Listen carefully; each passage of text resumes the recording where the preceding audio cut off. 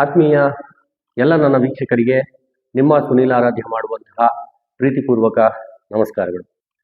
ಪ್ರಿಯ ವೀಕ್ಷಕರೇ, ನಾನು ಇತ್ತೀಚೆಗೆ ನನ್ನ ವಾಹಿನಿಯಲ್ಲಿ ಅಂದರೆ ನನ್ನ ಚಾನಲ್ನಲ್ಲಿ ನಿಮಗೆ ಏನು ಪ್ರಕಟ ಮಾಡಿದ್ದೆ, ಒಂದು ಮಠದ ವಿಚಾರವಾಗಿ, ಓಂಕಾರ ಜ್ಯೋತಿ ಆಶ್ರಮದ ವಿಚಾರವಾಗಿ ಆದಂತಹ ದಾಳಿಯ ಬಗ್ಗೆ ಮತ್ತು ಈ ಮಠದ ಹೆಸರನ್ನು ಹೇಳಿಕೊಂಡು ಕೆಲವು ವ್ಯಕ್ತಿಗಳು ಮಾಡಿರುವಂತಹ ಅವ್ಯವಹಾರವನ್ನ ಮತ್ತು ಮಠದ ವಿಚಾರದಲ್ಲಾಗಿರುವಂತಹ ಅನಾಹುತವನ್ನ ಅಥವಾ ಮಠಕ್ಕಾಗಿರುವಂತಹ ಆಶ್ರಮಕ್ಕಾಗಿರುವಂತಹ ಸ್ವಾಮೀಜಿಗಳಿಗಾಗಿರುವಂತಹ ಮೋಸವನ್ನ ಎಳೆ ಎಳೆಯಾಗಿ ನಿಮ್ಮ ಮುಂದೆ ಬಿಚ್ಚಿಡ್ತೀನಿ ಅಂತ ನಿಮಗೆ ನಾನೊಂದು ಪ್ರೋಮೋವನ್ನು ಕೊಟ್ಟಿದ್ದೆ.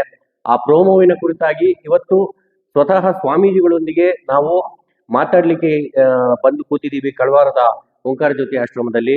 ಸ್ವಾಮೀಜಿ ಅವರ ಬಾಯಿಂದ ಅವತ್ತು ಅವರ ಮೇಲಾದಂತಹ ದಾಳಿಗೆ ಕಾರಣಗಳು ಅಥವಾ ಈ ಹಿಂದೆ ಯಾರಿದ್ದಾರೆ ಇದರ ಒಂದು ವಿವರವನ್ನ ಮಾಹಿತಿಯನ್ನ ತಿಳಿದುಕೊಳ್ಳೋಣ ಬನ್ನಿ.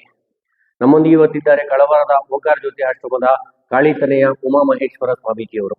ಅವರಿಗೆ ನಮ್ಮ ಎಲ್ಲ ವಾಹಿನಿಯ ಎಲ್ಲರ ಕಡೆಯಿಂದ ಅವರಿಗೆ ಹೃತ್ಪೂರ್ವಕ ಮತ್ತು ವಿನಯಪೂರ್ವಕವಾದಂತಹ ಪಾದಾಭಿವಂದನೆಗಳನ್ನ ಮಾಡೋಣ. ಸ್ವಾಮೀಜಿ ನಮಸ್ಕಾರ. ನಮಸ್ತೆ ಸ್ವಾಮೀಜಿ, ಮೊದಲನೇದಾಗಿ ನಿಮ್ಮ ಮೇಲೆ ಏನು ಒಂದು ದಾಳಿ ಆಯ್ತು, ಮಠದ ಮೇಲೆ ಒಂದು ದಾಳಿ ಆಯ್ತು.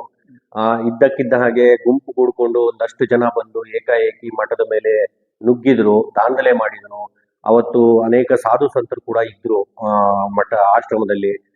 ಆಸ್ತಿ ವಿಚಾರಕ್ಕೋ ಇನ್ಯಾವುದೋ ವಿಚಾರಕ್ಕೆ ಒಂದು ಲೀಗಲ್ ಪ್ರೋಸೆಸ್ ಅನ್ನ ಯಾವುದೇ ಕಾರಣಕ್ಕೂ ಮಾಡದೆ ಇದ್ದಕ್ಕಿದ್ದಂಗೆ ಏಕಾಏಕಿ ಒಂದಷ್ಟು ಜನ ನುಗ್ಗಿ ಅವತ್ತು ದಾಂಧಲೆಯನ್ನ ಮಾಡಿದ್ರು ಸ್ವಾಮೀಜಿ. ಆ ಕುರಿತಂತೆ ಇಡೀ ಚಿಕ್ಕಬಳ್ಳಾಪುರ ಒಂದು ರೀತಿ ಶಾಕ್ ಆಯ್ತು, ಒಂದು ಅಚ್ಚರಿಯಲ್ಲಿ ತೊಡಕು. ಏನಿದು ಸಾಧು ಸಂತರ ಮೇಲೆ, ಆಶ್ರಮದ ಮೇಲೆ ಈ ತರ ದಾಳಿ ಆಯ್ತಲ್ಲ, ಇದರಲ್ಲಿ ಸ್ವಾಮೀಜಿ ಅವರ ಪಾತ್ರ ಇದೆಯಾ, ಯಾಕೆ ಸ್ವಾಮೀಜಿ ಅವ್ರನ್ನ ಟಾರ್ಗೆಟ್ ಮಾಡ್ಕೊಂಡು ಹೋಗ್ತಿದ್ದಾರೆ ಅಂತ ಹಲವಾರು ಪ್ರಶ್ನೆಗಳು ಚಿಕ್ಕಬಳ್ಳಾಪುರದ ನಾಗರಿಕರಲ್ಲಿ ಅಥವಾ ಸಾಧು ಸಂತರನ್ನ ನಂಬುವಂತ ಪೂಜಿಸುವಂತ ಆಸ್ತಿಕ ವಲಯದಲ್ಲಿ ಎದ್ದೇಳ್ತು. ಈ ಕುರಿತಂತೆ, ಈ ದಾಳಿಯ ಕುರಿತಂತೆ ನಮ್ಮೊಂದಿಗೆ ಒಂದಷ್ಟು ಮಾಹಿತಿಯನ್ನ ನೀವು ಇವತ್ತು ದಯವಿಟ್ಟು ಕೊಡಬೇಕು ಸ್ವಾಮೀಜಿ. ಖಂಡಿತ ಖಂಡಿತ. ಸ್ವಾಮೀಜಿ, ಆವತ್ತು ಏಕಾಏಕಿ ಒಂದಷ್ಟು ಜನ ಬಂದು ದಾಂಧಲೆಯನ್ನ ಮಾಡಿದ್ರು. ಆ ದಾಳಿಯನ್ನ ಮಾಡ್ಲಿಕ್ಕೆ ಹಿಂದಿನ ಕಾರಣ ಏನಿರಬಹುದು, ಅಥವಾ ಸ್ವಾಮೀಜಿ ಮೇಲೆ ಏಕಾಏಕಿ ಬಂದು ಗಲಾಟೆಯನ್ನು ಏನ್ ಮಾಡ್ಬೇಕಾಯ್ತು? ಈಗ ಮೊದಲನೇದಾಗಿ ನಾನು ಇಲ್ಲಿ ಬಂದು ಒಂದು 5-6 ವರ್ಷ ಆಯ್ತು ಅಂತ ಅನಿಸ್ತಾ ಇದೆ. 5-6 ವರ್ಷ ಆಯ್ತು. ಅದಕ್ಕೆ ಕಾರಣ ಜಯಮ್ಮ, ಸಾಧು ಜಯಮ್ಮನವರು. ನಾನು ಪೂರ್ವಾಶ್ರಮದಲ್ಲಿದ್ದಾಗ ಮೊದಲು ಇಲ್ಲಿ ಪಾಪಾಗ್ನಿ ಮಠಕ್ಕೆಲ್ಲ ಬಂದು ಧ್ಯಾನ ಮಾಡ್ಕೊಂಡು ಹೋಗ್ತಾ, ಕೊರೋನಾಕ್ಕೆ ಮೊದಲು. ಆಮೇಲೆ ಅಮ್ಮನಿಗೆ ನಮ್ಮ ಒಳ್ಳೆ ಪರಿಚಯ ಆಗಿತ್ತು. ಒಳ್ಳೆ ರೀತಿಯಲ್ಲಿ ಇಲ್ಲಿ ಬಂದು ಧ್ಯಾನ ಮಾಡ್ಕೊಂಡು ಹೋಗ್ತಾ ಇದ್ದೆ. ಅಮ್ಮ ಆವಾಗಲೇ ಹೇಳೋರು, ಇಲ್ಲಿ ಎಷ್ಟು ದಿನ ಬೇಕಾದ್ರೂ ಬಂದು ಧ್ಯಾನ ಮಾಡ್ಕೊಂಡು ಹೋಗಪ್ಪ ಅಂತೇಳಿ. ಆಮೇಲೆ ಈ ಕೊರೋನಾಕ್ಕೆ ಮೊದಲು ನಾನು ಪೂರ್ವಾಶ್ರಮದ ಒಂದು ಪ್ರತಿಷ್ಠಾಪನೆ ಇಂಥದ್ದು ದೇವತಾ ಕಾರ್ಯಗಳಿದ್ದ ಕಾರಣ ನಾನು ಹೊರಗಡೆ ಹೋಗಿದ್ದೆ, ಹೊರಗಡೆ. ಅದು ಅಲ್ಲದೆ ನಾನು ಉತ್ತರ ಭಾರತಕ್ಕೆ ಹೋಗೋನಿದ್ದೆ, ನಾನೆಲ್ಲ ಹೊರಟು ನಿಂತಿದ್ದೆ ನಾನು. ಅಷ್ಟೊತ್ತಿಗೆ ಅಮ್ಮ ಈ ಕೊರೋನಾ ಸಂದರ್ಭದಲ್ಲಿ, ಕೊರೋನಾ ಕಳೆದ ನಂತರ ಒಂದು 5 ವರ್ಷ ಹಿಂದೆ ಫೋನ್ ಮಾಡಿದ್ರು, ನೀನು ಬಂದ್ಬಿಡಪ್ಪ, ಇಲ್ಲಿ ಯಾರಿಲ್ಲ, ನೋಡೋರು ಯಾರಿಲ್ಲ ಅಂತ ಹೇಳಿ. ನಾನು ಹೇಳಿದೆ, ನಾನು ಉತ್ತರ ಭಾರತಕ್ಕೆ ಹೊರಟಿದ್ದೇನಮ್ಮ, ನಾನು ಬರ್ಲಿಕ್ಕೆ ಆಗೋದಿಲ್ಲ ಅಂತ ಹೇಳಿದೆ.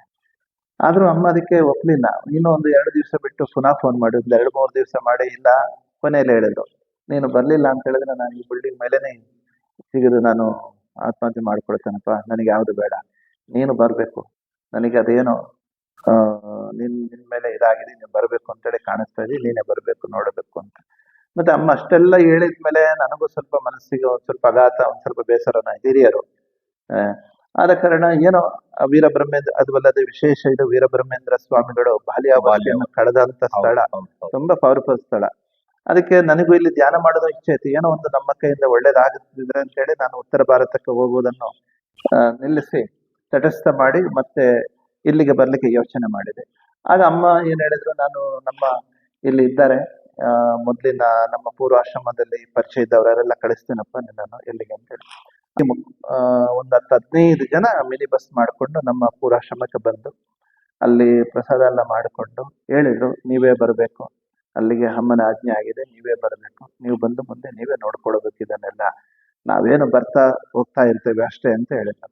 ಆಮೇಲೆ ಧರ್ಮಸ್ಥಳಕ್ಕೆ ಹೋಗ್ಬೇಕು ಅಂತ ಹೇಳಿದ್ರೆ ನಾನು ಅಲ್ಲಿ ಧರ್ಮಸ್ಥಳದಲ್ಲಿ ಮಾತಾಡಿ, ಒಂದು ದಿವಸ ಮೊದಲು ಬಂದ ದಿವಸ ರಾತ್ರಿನೇ ಅಲ್ಲಿಗೆ ಹೋಗ್ಬಿಟ್ಟು ಅಲ್ಲಿ ಒಂದು ದಿವಸ ಉಳ್ಕೊಂಡು ಮಾರನೇ ದಿವಸ ಬೆಳಿಗ್ಗೆ ವೀರೇಂದ್ರ ಹೆಗ್ಗಡೆ ಅವ್ರ ಹತ್ರ ಎಲ್ಲ ಮಾತಾಡಿಕೊಂಡು ಅಲ್ಲಿಂದ ಕೂಡ ಅಲ್ಲಿ ಕೂಡ ಇದೇ ಹೇಳಿದ್ರು ನನ್ನ ಹತ್ರ, ನೀವು ಬರುವಾಗ ಸುಮ್ಮನೆ ಬರುವುದಲ್ಲ, ಅಲ್ಲಿ ಒಂದು ವ್ಯವಸ್ಥೆ ಮಾಡ್ತೇವೆ, ನಿಮ್ಮನ್ನು ಕರಿತೇವೆ, ಚಿಕ್ಕಬಳ್ಳಾಪುರದಿಂದಲೇ ಒಂದು ಶೋಭಾಯಾತ್ರೆ ಮಾಡ್ಕೊಂಡು ನಿಮ್ಮನ್ನು ಕರ್ಕೊಂಡು ಹೋಗುವಂಥದ್ದು. ನೀವು ಬರೀ ಅಮ್ಮ ಒಂದು ದಿನ ಹೇಳಿದ್ರು, ನೀನು ಅಲ್ಲಿಂದ ಗಾಡಿ ಮಾಡ್ಕೊಂಡು ಬಾ, ಅದೇನು ವ್ಯವಸ್ಥೆ ನಾವು ಮಾಡ್ತೇವೆ, ಬಂದ್ಬಿಡು ಸೀದಾ ಇಲ್ಲಿಗೆ ಬಂದ್ಬಿಡು ಅಂತ ಹೇಳಿ. ಆಯ್ತು ಅಂತೇಳಿ ನಾನು ಒಂದು ದಿವಸ ನೋಡಿಕೊಂಡು ಸೀದಾ ಇಲ್ಲಿ ಬಂದೆ. ಬಂದು ಅದು ಎದುರುಗಡೆ ಬಿಲ್ಡಿಂಗ್ ಅಲ್ಲಿ ವ್ಯವಸ್ಥೆ ಅಲ್ಲೇ ಇರ್ತೇನೆ ಅಂತ ಹೇಳಿದೆ. ಅಲ್ಲೇ ಇದ್ದೆ ನಾನು ಒಂದು ವರ್ಷ ಎಲ್ಲ ತುಂಬಾ ಚೆನ್ನಾಗಿತ್ತು. ಮತ್ತೆ ಬಂದಾಗಿನಿಂದ ಒಂದು ತಿಂಗಳು ಇಲ್ಲಿ ಬಂದು ಒಂದು 6 ತಿಂಗಳು ಇರ್ಬೋದು. 6 ತಿಂಗಳು ಕಳೆದ ಮೇಲೆ ಅಮ್ಮ ಹೇಳ್ತಾ ಇದ್ರು, ನೀನು ಏನಾದ್ರೂ ಇದನ್ನು ಮಾಡ್ಕೋ, ನಿನ್ನ ಹೆಸರಿಗೆ ಮಾಡ್ಕೋ, ನಾಳೆ ತೊಂದರೆ ಆಗ್ತದೆ ನಮಗೆ ಅಂತ ಹೇಳಿ.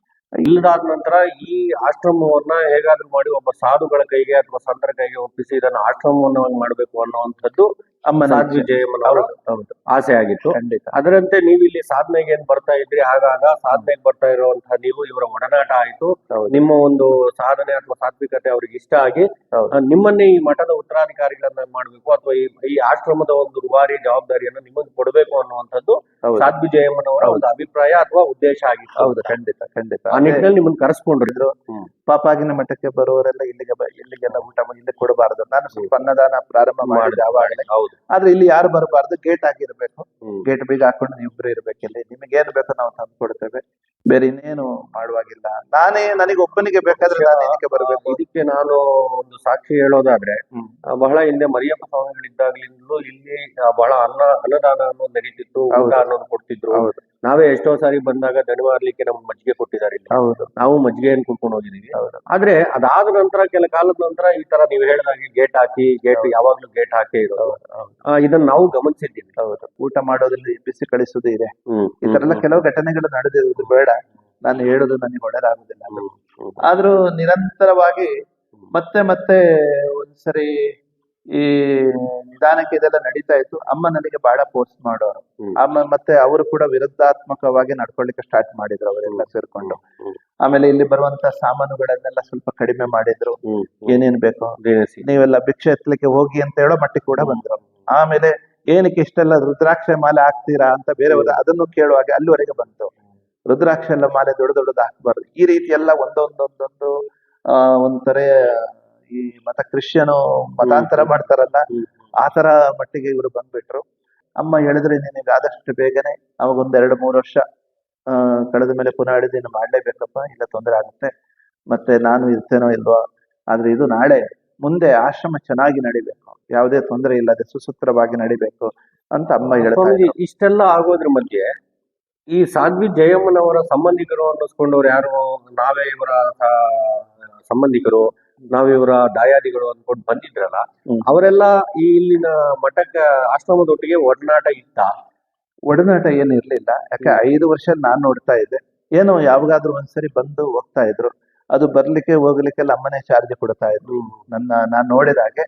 ಆದ್ರೆ ಅಷ್ಟೊಂದು ಫೋನ್ ಅಲ್ಲೇ ಮಾತಾಡ್ತಾ ಇದ್ರು. ಅವರೆಲ್ಲ ಯಾರ್ಯಾರು ಗಲಾಟೆ ಮಾಡಿದ್ರಲ್ಲ ಅವತ್ತು ಬಂದಿಲ್ಲಿ, ಅವರೆಲ್ಲ ಇಲ್ಲಿನ ಚಿಕ್ಕಬಳ್ಳಾಪುರದವರು ಅಥವಾ ಬೇರೆ ಕಡೆ ಇರುವ? ಇಲ್ಲ, ಚಿಕ್ಕಬಳ್ಳಾಪುರದವರು ಯಾರು ಇರಲಿಲ್ಲ. ಯಾರೋ ಲೋಕಲಿಗೆ ಸ್ವಲ್ಪ ತಪ್ಪು ಮಾಹಿತಿ ಕೊಟ್ಟು ಅವರನ್ನು ಸೇರಿಸ್ಕೊಂಡಿದ್ದಾರೆ ಬಿಟ್ರೆ ಮತ್ತೆ ಇಲ್ಲಿ ಅವರು ಯಾರು ಇರ್ಲಿಲ್ಲ. ಅವರ ಸಂಬಂಧಿಕರು ಅನ್ನಿಸ್ಕೊಂಡವ್ರು ಯಾರು ಚಿಕ್ಕಬಳ್ಳಾಪುರದಲ್ಲಿ ಇಲ್ಲ? ಅವರೆಲ್ಲ ಎಲ್ಲಿರೋರು? ಅವರು ನನ್ನ RT ನಗರ ಮತ್ತು ನೆಲಮಂಗಲ ಆ ಕಡೆ ಇರುವವರೇ ಇದ್ದಿದ್ದು. ಎಲ್ಲ ಬೆಂಗಳೂರು ಭಾಷಣೆ ಆ ಕಡೆ ಇದ್ದು.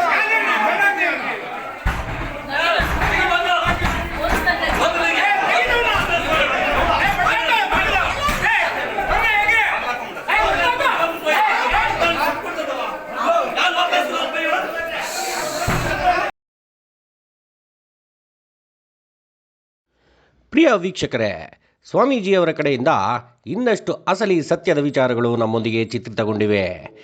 ಸಾಧ್ವಿ ಜಯಮ್ಮನವರ ಸಾವಿನ ವಿಚಾರ ಹಾಗೂ ಸಾಧ್ವಿ ಜಯಮ್ಮನವರ ಮತ್ತು ಮರಿಯಪ್ಪ ಸ್ವಾಮಿಗಳ ಬೆಂಗಳೂರಿನ ಜಮೀನಿನಿಂದ ಬಂದ ಕೋಟಿ ಹಣದ ವಿಚಾರ ಎಲ್ಲವನ್ನ ಸ್ವಾಮೀಜಿ ಎಳೆಯಾಗಿ ಬಿಚ್ಚಿಟ್ಟಿದ್ದಾರೆ. ಅದೆಲ್ಲವನ್ನು ಮುಂದಿನ ಭಾಗದಲ್ಲಿ ತಿಳಿಸಲಿದ್ದೇವೆ. ಮುಂದಿನ ಭಾಗವನ್ನು ನೋಡಲು ಯಾವುದೇ ಕಾರಣಕ್ಕೂ ಮಿಸ್ ಮಾಡ್ಕೋಬೇಡಿ. ಸಾಧ್ವಿ ಜಯಮ್ಮನವರು ಬದುಕಿದ್ದಾಗ ಆಕೆಗೆ ಮಾನಸಿಕವಾಗಿ ಚಿತ್ರಹಿಂಸೆ ಯಾರು ನೀಡುತ್ತಿದ್ರು, ಹೇಗೆ ನೀಡುತ್ತಿದ್ರು, ಅದನ್ನು ಪ್ರಶ್ನಿಸುತ್ತಿದ್ದ ಸ್ವಾಮೀಜಿಗಳನ್ನು ಯಾವ ರೀತಿ ಕೆಟ್ಟ ಭಾಷೆಯಲ್ಲಿ ಬಯಲಾಗುತ್ತಿತ್ತು, ಎಲ್ಲದರ ಎಕ್ಸ್ಕ್ಲೂಸಿವ್ ಆಡಿಯೋ ವಿಡಿಯೋ ಸಾಕ್ಷಿಗಳಿವೆ. ಅವೆಲ್ಲವನ್ನು ನಿಮ್ಮ ಮುಂದಿರಿಸಲಿದೆ ನಿಮ್ಮ ಆರಾಧ್ಯಾಸ್ ಟಿವಿ.